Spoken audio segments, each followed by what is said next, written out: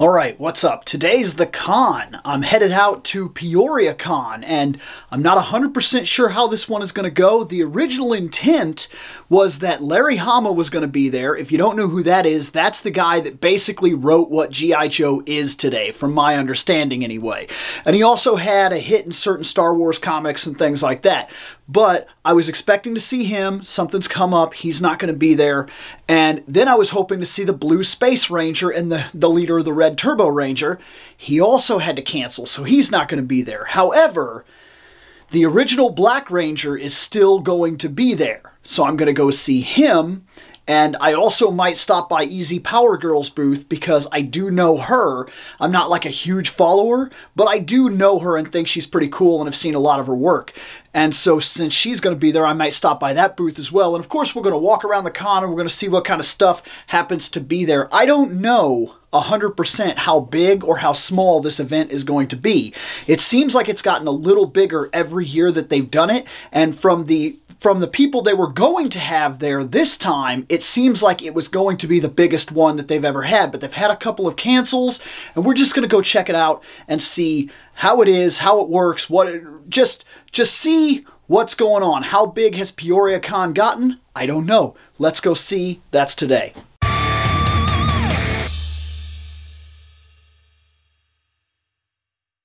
Okay, what's up? So, this con was pretty good. Now, you'll notice I'm already back in the office. There's a reason. While I was there, I thought about taking a bunch of stuff. And I did. I got a lot of pictures and a lot of stuff like that I'm going to show as we do this. But every time I tried to turn on the camera to speak, right? I decided that they weren't takes that were going to work. Here's what was going on. The Peoria Con has slowly but surely grown bigger and bigger and bigger. And this one was the biggest one. And this is held at a place called the Expo Gardens. And it is not huge. It is not huge. It is usually used for lower concerts, like and things like that. And of course they hold flea markets and things like that there too. And because of this, the space was not adequate for the kind of traffic that it got today, period.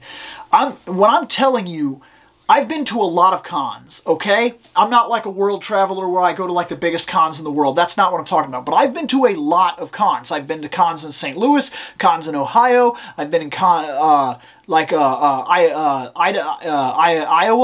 I believe. I've been in cons in Florida. I've been in cons in Chicago, St. Louis, all over the place, literally all over the place.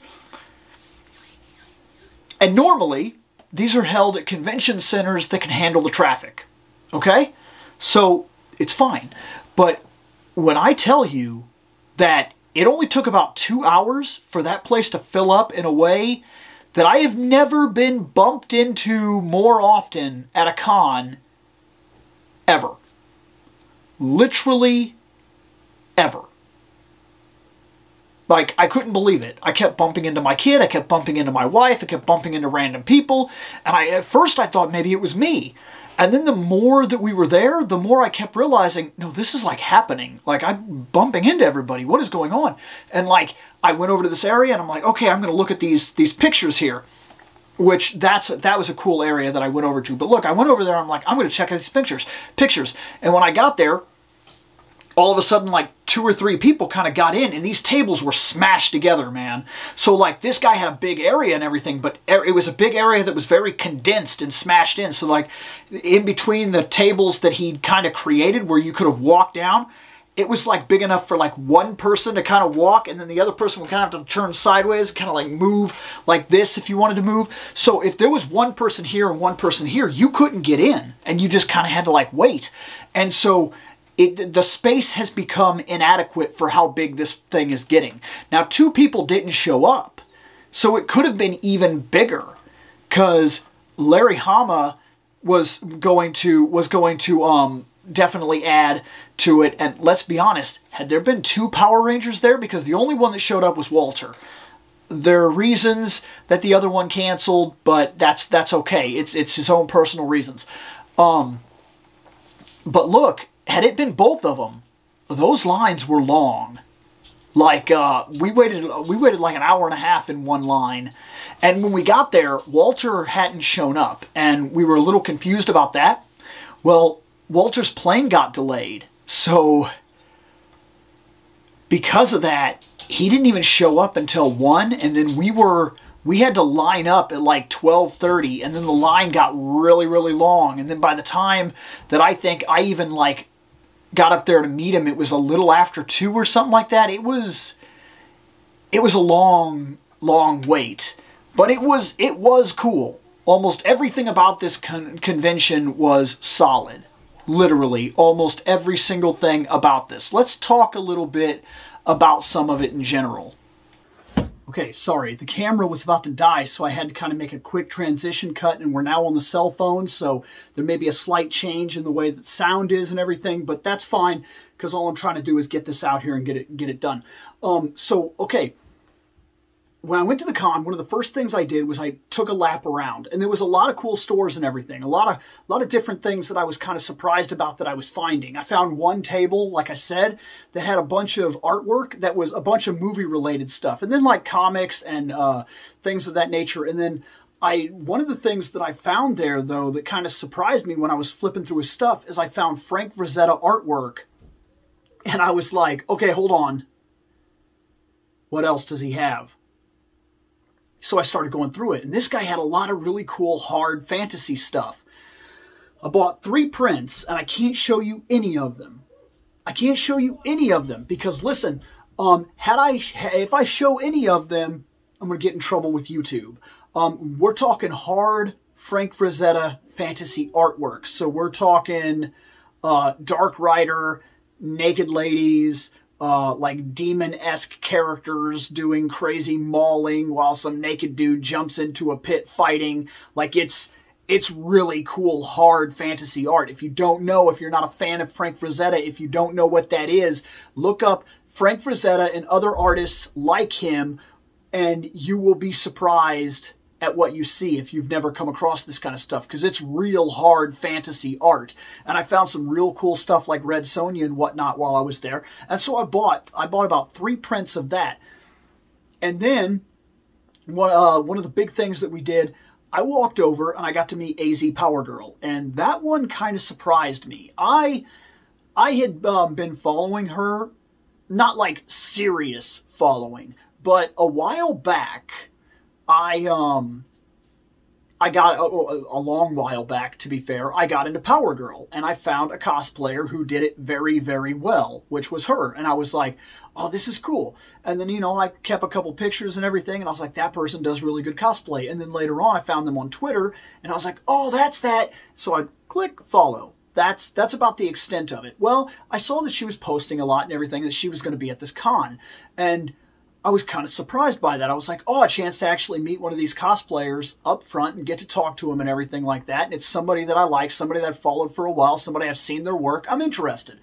Well, I did get to meet her, and she was very down to earth, very straightforward, very cool. She talked about her book. She talked about like what she was selling in general. She talked about her views on Power Girl. Real views, by the way, not just this is a cool character that I play. She talked about people in the comic book industry that because she does what she does, she had a chance to actually sit down with these people and talk to them about behind the scenes stuff and all kinds of stuff like that, that kind of formed her information about how the character was. Things like when her color was chosen and the color palette that was originally drawn up to possibly be the main colors of the outfit and stuff like that. And it was cool to see that she was just down to earth. And the thing that blew me away that I was not expecting is about 3 weeks ago, before the con, I seen her post a picture of herself in this chainmail armor. And I was like, oh, that's really good. Because she had long red hair at the time. And I said, and like, I'm looking at her muscle structure and I'm thinking for a second, she could do it. She wouldn't be the strong one that I've seen, but I think she could pull it off. So I sent her a little message and I said, I said, hey, I'm going to see you at the Peoria Con here in a couple weeks. This picture is fantastic. It really gives me the feeling that you could pull off a Red Sonja. Just saying. And then I moved on with my life. And she texted back like a real quick thing, like it's on Twitter or whatnot. She tweeted back. She was like, thanks, I've considered it. I'll look forward to seeing you there. Okay. I thought that was a mandatory response from somebody that gets a lot of comments. That's what I honestly thought it was. And then I got there, and I didn't mention anything. She remembered my face from Twitter, and that we'd already had an interaction, because I used my real face on the Twitter account. And she's the one that said to me, hey, we talked a couple weeks ago. And I was like, are you kidding me right now? The fact that she would draw that up, that a simple, small fan interaction, giving any kind of positive reinforcement just to say, hey, this was really cool and I think this. And she's like, yeah, no, I've thought about it myself. Bam. That small interaction, she remembered it. You know what? That makes me, I'm not kidding about this, that makes me an instant fan of all her work. Instantly. The amount of appreciation that I felt for even being recognized by somebody that, quite frankly, I felt was probably going to have, you know, fans all over the booth and everything, and what do I really matter? I couldn't believe that. That literally took me by storm. So that one surprised me, and it was a very pleasant surprise. And we went on from there to check out a couple other tables and whatnot, and I bought myself something, and my wife bought some stuff, and bought something for my kid. And we got all kinds of cosplay pictures and stuff like that. We were roaming around, and it was pretty cool. And I came across one area, and I filmed a bunch of their stuff because their artwork was cool. It wasn't just, I've seen a lot of things where, of course, like, okay, so like they just do a Wonder Woman, right? It's a Wonder Woman, and you're like, that's a good Wonder Woman, and you get it. Or it's a Superman, or it's this, or it's that, or it's maybe some more hardcore stuff, some Freddy's and whatnot. Or there was this guy that did like a really serious-looking Megaduck. Or Gizmo Duck, sorry. And he also did a Megaduck, to be fair. But this one that I saw was a very unique area. They did crafts where they were making Pokemon plushies, stuffed animals type things, and they were doing original artwork, and they were doing plays on the idea. So they did a Mew, which was also a Sailor Moon, and a Mewtwo, which was Tuxedo Mask, and they did a Sandshrew that was like just playing in the little, making a sandcastle, and they told me about a future picture they want to do, which is almost like a continuation of that story where a Sand Slash is kicking over the castle, and he's like, ah! And I told him, I said, man, I love that Sandshrew.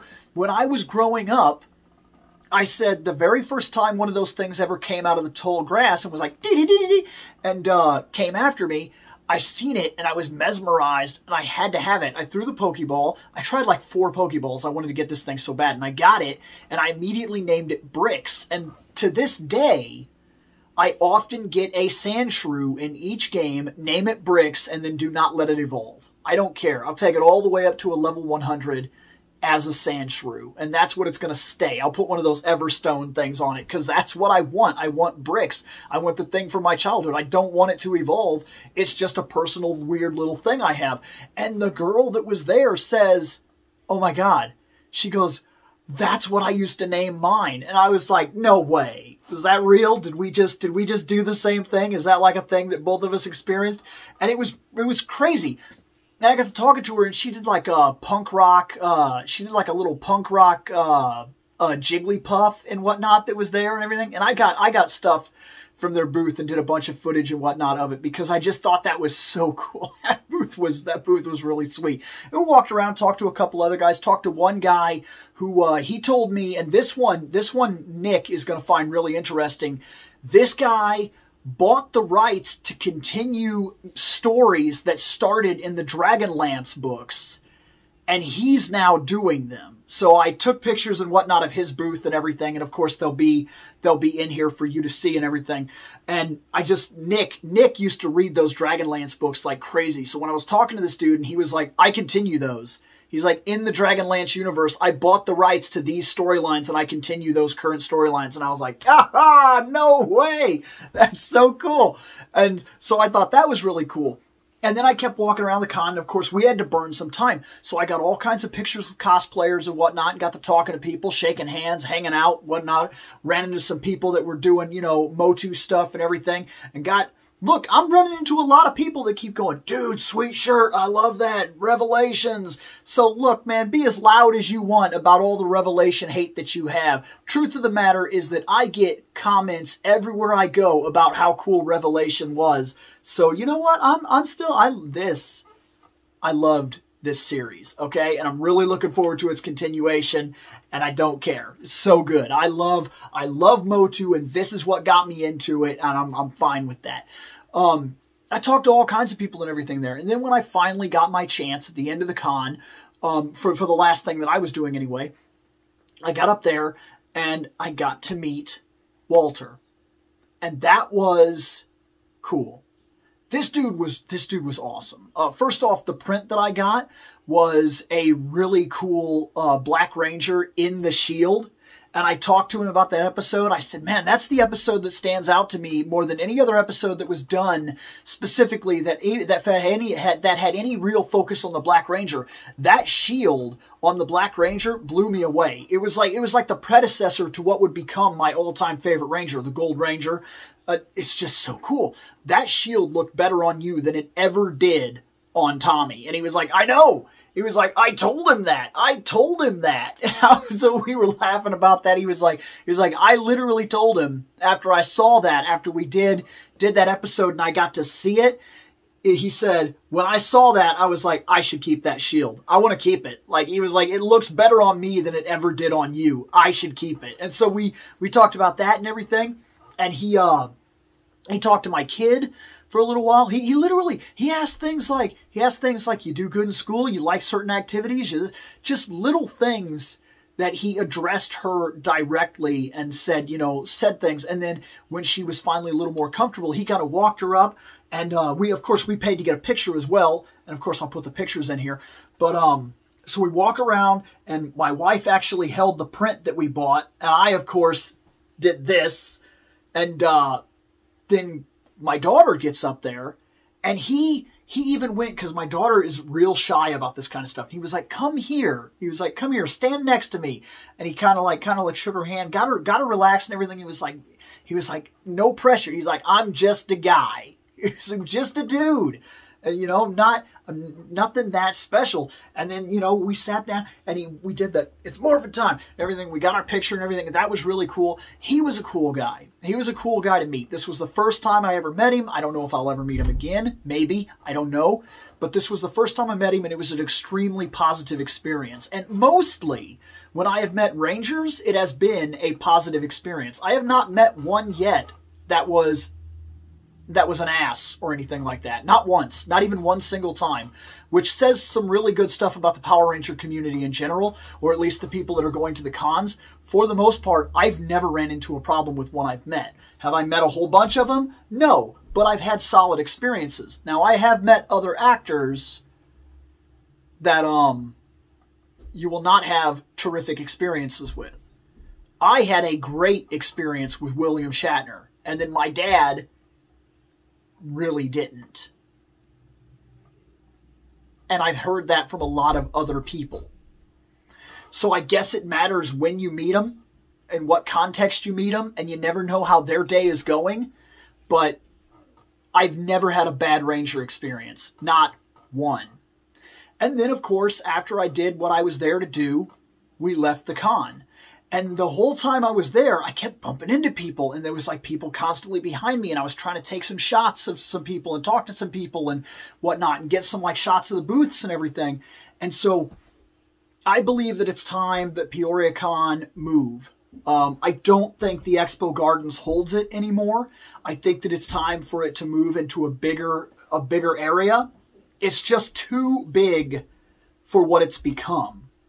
And I think that it needs a bigger venue. I think it's time to move it into the Civic Center or something like that. Because at this point, had we had the other two there, had Larry Hama and the Blue Space Ranger actually shown up, I can't remember his name, Selwyn Ward, I believe, or something like that. Maybe I'm wrong. I believe that's his name.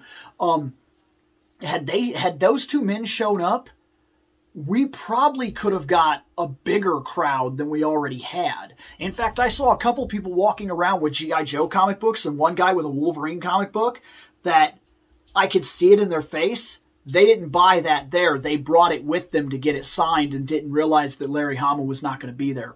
So, yeah.